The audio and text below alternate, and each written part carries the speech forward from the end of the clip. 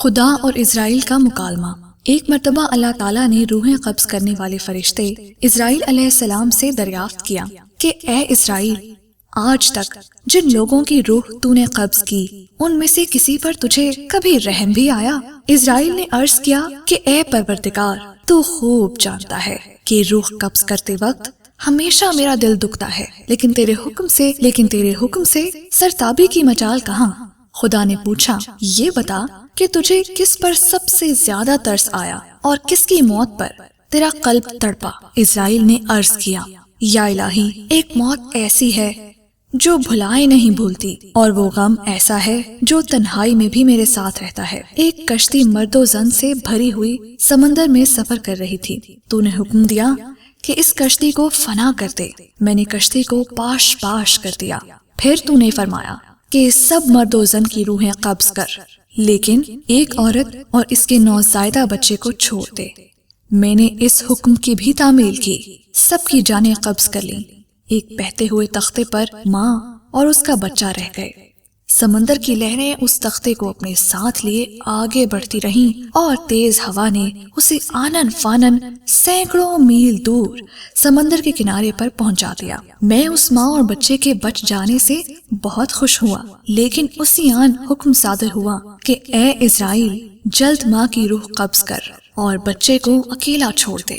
اے باری تعالیٰ، تو خوب جانتا ہے کہ یہ حکم پا کر میرا بھی کلیجہ کانپ گیا تھا، اور جب میں نے اس طفل شیر خوار کو اس کی ماں سے الگ کیا تو مجھے کس قدر تکلیف پہنچی تھی۔ اب اس واقعے کو ایک مدت بیت چکی، لیکن وہ بچہ برابر یاد آتا ہے۔ اللہ تعالیٰ نے اسرائیل کی عرض سن کر فرمایا، کیا تو جانتا ہے وہ بچہ اب کہاں اور کس حال میں ہے؟ اسرائیل نے عرض کیا، تجھے کو علم ہے اے میرے پروردگار۔ ارشاد ہوا، اے اسرائیل، سن، جب تو نے ماں کی روح قبض کی اور بچے کو تنہا چھوڑ دیا تو ہم نے سمندر کی ایک موج کو حکم دیا کہ اس بچے کو احتیاط سے ایک ویران جزیرے میں ڈال دے۔ اس جزیرے میں ایک سرسبز اور گھنا جنگل تھا۔ یہاں صاف شفاف میٹھے پانی کے چشمے بہتے تھے اور بے شمار پھلدار درخت تھے۔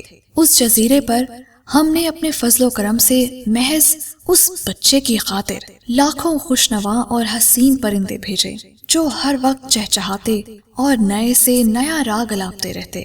ہم نے چنبیلی کے پھولوں اور پتوں کو حکم دیا کہ اس بچے کا بستر تیار کرو تاکہ وہ اس پر آرام کی نیند سوئے۔ ہم نے اسے ہر خوف اور ہر خطرے سے محفوظ کر دیا۔ آفتاب کو حکم دیا کہ اپنی تیز دھوپ اس پر نہ ڈال۔ ہوا کو فرمان دیا کہ اس پر آہستہ آہستہ چل۔